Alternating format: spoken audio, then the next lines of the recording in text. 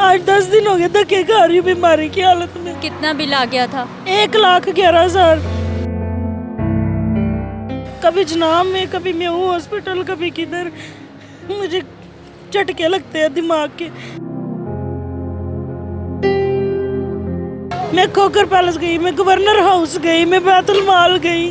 Betul mall भी गई आप मदद के लिए? जी, लेकिन वो कहते हैं हमारे कमेटी बैठेगी, फिर 10-15 ही दे सकते हैं, हम नहीं कर सकते।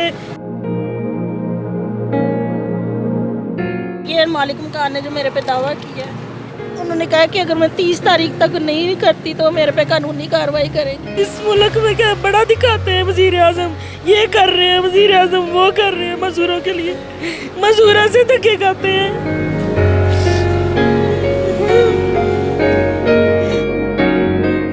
अब इस बिल का मैक्सिमम क्या कह सकते हैं? इंस्टॉलमेंट ही कह सकते हैं।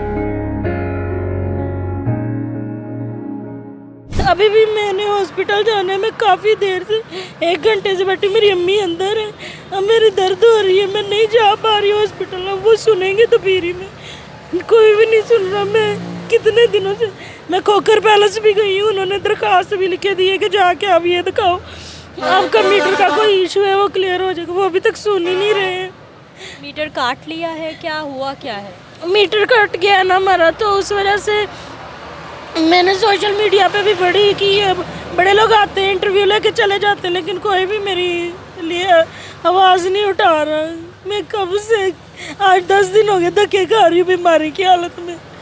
मैं टांगों से मजबूर में इतना मेरा भी किराए भी जा रहे हैं, मैं किधर चली जाऊँ, कोई भी नहीं सुन रहा। मेरी अम्मी काफ़ी देर से अंदर है।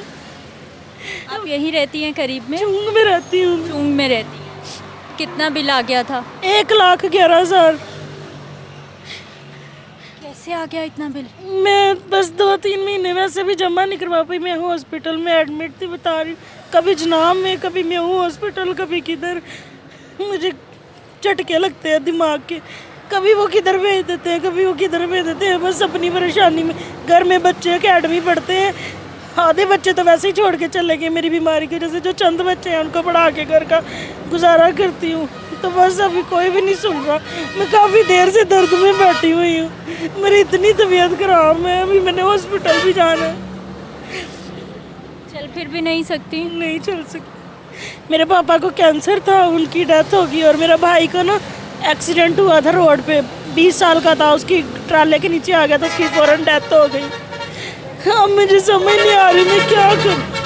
मैं खोकर पैलेस गई, मैं गवर्नर हाउस गई, मैं बैतुल मॉल गई। बैतुल मॉल भी गई आप मदद के लिए? जी, लेकिन वो कहते हैं हमारे कमेटी बैठेगी, फिर 10-15 ही दे सकते हैं, हम नहीं कर सकते। ये मेरे पास है, मेरे पास डिसेबल का सर्टिफिकेट भी है, मैं सारा कुछ साथ लेके आई हूँ। 1,11,497। और ये मालिक मकान ने जो मेरे पे दावा किया, उन्होंने कहा कि अगर मैं 30 तारीख तक नहीं करती तो मेरे पे कानूनी कार्रवाई करेंगे। मालिक मकान ने भी दावा कर दिया। मैं अब किधर जाऊँ, कोई भी बंदा मेरी आवाज़ नहीं सुन रहा, हमारे तो MNA भी नहीं सुन रहे हैं।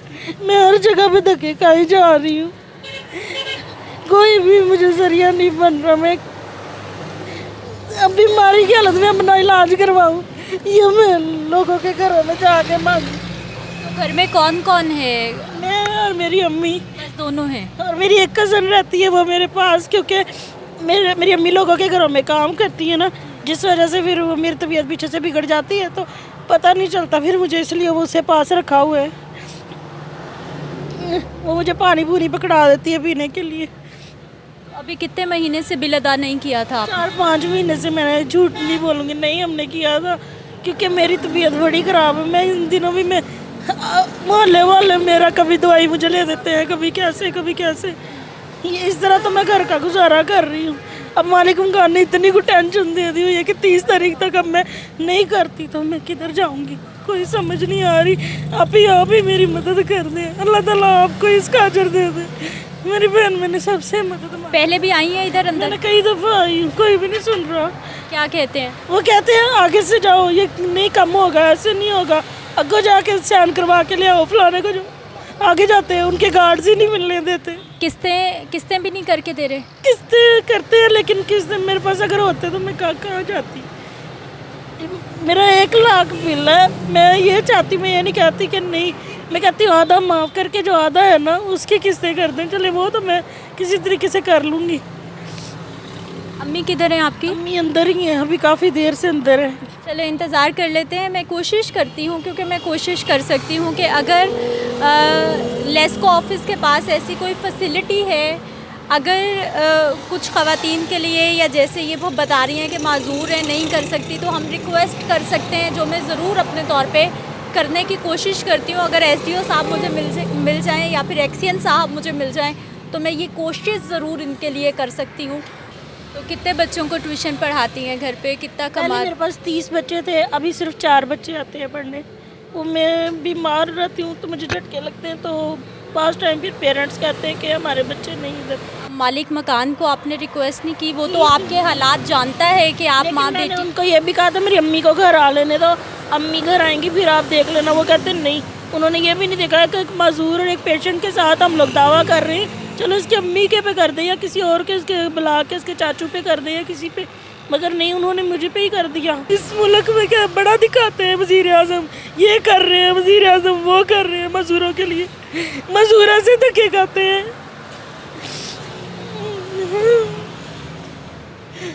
इतनी मुश्किल ज़िंदगी है, घर में कोई मर्द भी नहीं है, माँ बेटी, और फिर आप कोशिश कर रहे हो, पढ़ा रहे हो बच्चों को। बस क्या करूँ फिर। अभी मोहल्ले वाले भी ऐसे ही हम पे तरस करते रहते हैं, कहते हैं कि तुम सीधे जाओ, शायद ताड़ी कोई सुन ले, तुम सीधे जाओ ताड़ी शायद कोई सुन ले। अब हर जगह तो जाते हैं, अब आगे से ही नहीं कोई सुनता हमारी। उनके गार्ड इतने बदतमीजी करते हैं, बीबी चल जा, तेन क्या नहीं जा। मालिक मकानों ने हमें धमकी दी है कि इसके कार्रवाई की जाएगी। देखो ये कार्रवाई वाली है, किसी को भी इंसानियत के नाते एहसास नहीं है। एक मजदूर है, यतीम है, और कार्रवाई देखो उस बच्ची के ऊपर हो रही है।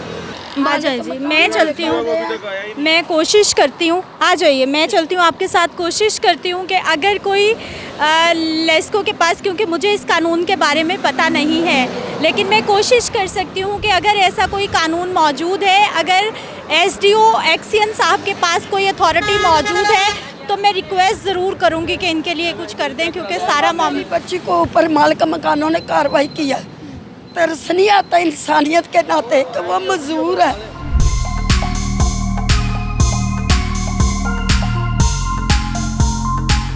1 साल हुआ है, ठीक है, 1 साल में ये बिल कहीं पे भी जमा नहीं हुआ। फिर इनकी आप रीडिंग देखें, 5,900 तक चल गए, वही यूनिट इनको पोस्ट हुए हैं। ठीक बेबी, 1 मिनट ना बात सुन। अब आपके मुताबिक तेज़ चलता है ना, रीडिंग इसके साथ मैच कर रही है। अब इस बिल का मैक्सिमम क्या कर सकते हैं, इंस्टॉलमेंट ही कर सकते हैं। ठीक है, आपका बिल कितना था जी? आपका बिल है जी 1,12,208 पूरे साल का। पूरे मजदूर थी, हम वहाँ हम साल पूरा बच्ची को हॉस्पिटल में लेकर। वो जो बातें हैं ना वो सारी ठीक है। बच्ची का मसला होगा, फिनांस का बेबी फिनांस का इशू होगा, लेकिन बिल मैं तो कंसर्न बिल के साथ हूँ ना जी। ठीक है, बिल अगर आपका ठीक है, हम आपको क्या हेल्प कर सकते हैं? हम आपको ये हेल्प कर सकते हैं कि हम आपकी इंस्टॉलमेंट्स कर दें। ठीक है, आपको कितनी इंस्टॉलमेंट लिख दी हैं? 4 इंस्टॉलमेंट लिख दी हैं आपको। मैंने ये बोला था कि चलो मुझे आधा माफ़ कर दे, मैं पे नहीं, गरीब औरत हूँ, मैं पे नहीं कर सकती इतना।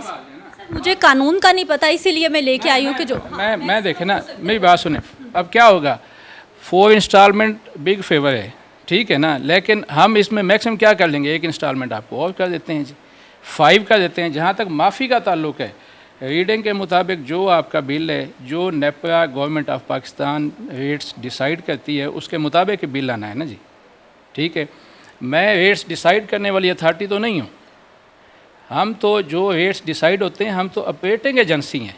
हमने तो उस रेट्स के मुताबिक आपको बिल भिजवाए हैं, और चूँकि आप बिजली के यूज़र्स हैं, आपने उस रेट के मुताबिक वो बिल पे करने हैं।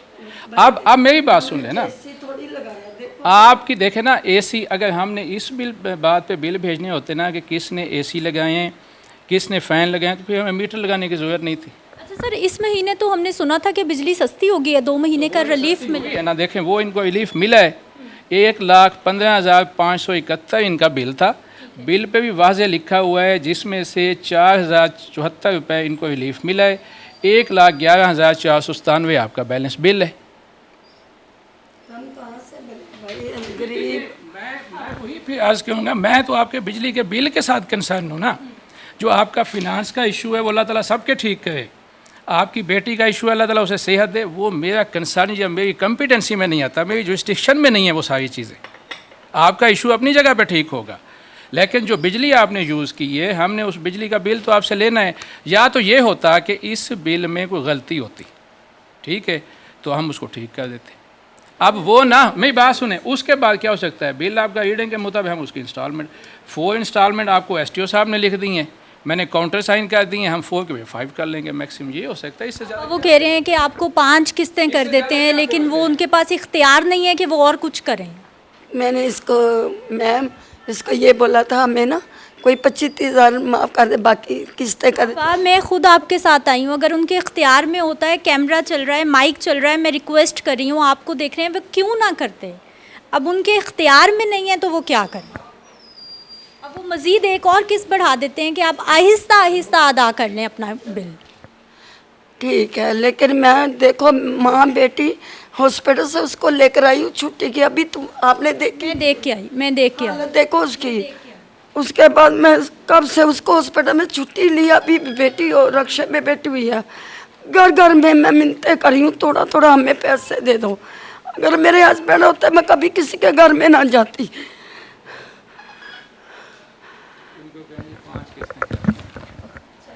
ये जी क्या देते हैं जी। 5 इंस्टॉलमेंट। अच्छा सर, ये सारी आवाम सुनने वाला कोई नहीं है आपके दफ्तर में? नहीं, हम सुनने वाले बिल्कुल हैं जी। हम ये जितने भी बंदे हैं जिनका जो जो जायज़ इशू है ना, वो डेफिनेटली रिज़ॉल्व होगा, क्योंकि बिजली के रेट्स इस तरह के हैं कि लोगों को पे करने में मुश्किलात है। उनमें हम क्या फेवर कर सकते हैं जी, हम इंस्टॉलमेंट ही कर रहे हैं, इंस्टॉलमेंट। अच्छा सर, रवैये की बड़ी शिकायत है। ये मेरा पहला लेस्को ऑफिस नहीं है, मैं पूरे लाहौर के तमाम लेस्को ऑफिस में बागबानपुरा तक जाती हूँ। लोगों को शिकायत ये है, ना उनको कोई गाइड करता है, ना उनको बताता है, बल्कि बदतमीज़ी से बात करते हैं। वो जो जलती पे तेल के मुतरादिफ हो जाती है कि लोग तो पहले परेशान। उसके लिए हम हमारे जो एसटीओ साहबान हैं ना, वो 11 से 1 बजे तक इसी इशू पे लगे हुए हैं, लोगों की बात सुनने में। अगर नहीं है तो मैं ख़ुद भी 11 से 1 बजे तक अवेलेबल हूँ जहाँ पे जो हमारी डिवीज़न है। तो वो जिसका भी इशू हम इस दौरान बिल्कुल, ये लोगों के लिए हम टाइम है हमारा, मतलब कि हमने ये कंसंट्रेट इसी इशू पे करना है कि इस दौरान हमने लोगों को ही सुनना है, उनके जो जेन्युइन इशू हैं। जिससे आपके सामने ये खातून थी, अब देखें ना, उसको लगता है कि उसका इशू इस वजह से है कि वो बिल पे नहीं कर सकती। हमारा कंसर्न ये है कि उसका बिल ठीक है, हम उसको इंस्टॉलमेंट करके दे सकते हैं, और बाकी भी जो इश्यूज़ हैं वो इस तरह ही हैं। ठीक है, ये कहानी है, और ये हमारे सारे लोग हैं जिनकी परेशानी की वजह से मैं लेस्को दफातर में जाती हूँ।